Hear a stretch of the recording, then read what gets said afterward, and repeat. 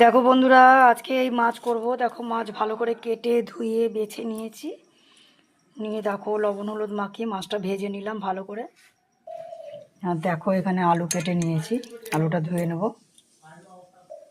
এই মাছ আলু দিয়ে পেঁয়াজ দিয়ে সর্ষে দিয়ে করব, দেখতে থাকো তোমরা।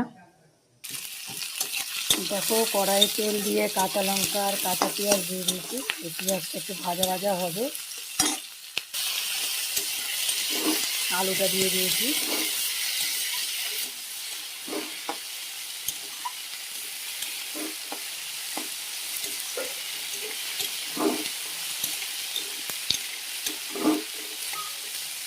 এবার পরিমাণ মতন লবণ হলুদ দেবো। দেখো একটা টমেটো কেটে দিয়ে দিলাম। দেখো আমি সর্ষে বাটাটা দিয়ে দিলাম।